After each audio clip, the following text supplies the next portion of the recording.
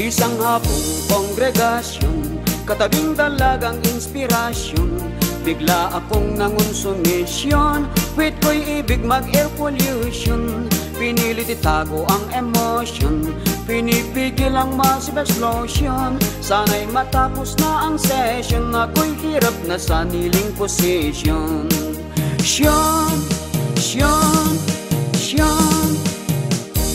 Tagagtag na sa perspiration, sa tabi ni inspiration, kunwaring I'm in good condition, sa nakaambang humiliation. Dahil dyan ko'y tumindi ang fiction, nawala ako sa concentration. Wari ko'y may apparition, may babalang matinding eruption.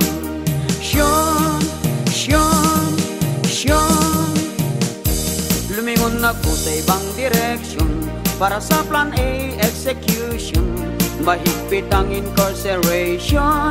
Kaya't ako'y nagbuo ng decision, pumalapit si inspiration, balik ako sa normal emotion. Ngiting parang may coronation, taas noo pa sa kneeling position.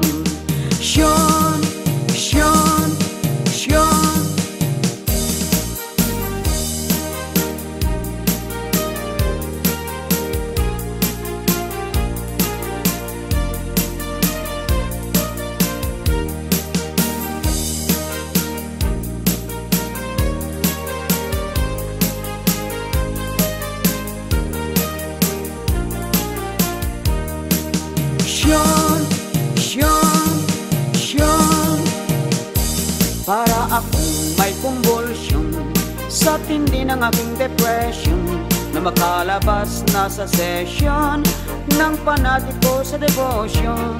Ngunit ang sabi sa inscription, ang taong may determinasyon, magkakaroon ng protection at aani pa ng appreciation.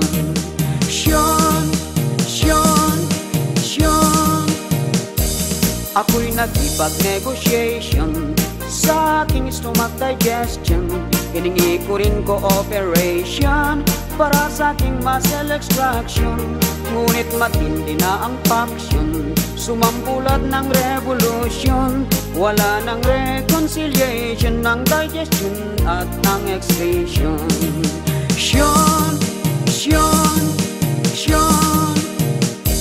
Heto ang aking intuition, apektado ang consecration, kaya't ang ultimate solution, heto ang aking final decision.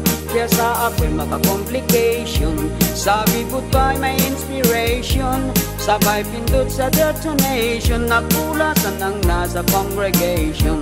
Sabay pindot sa detonation, nagpulasan ang nasa congregation.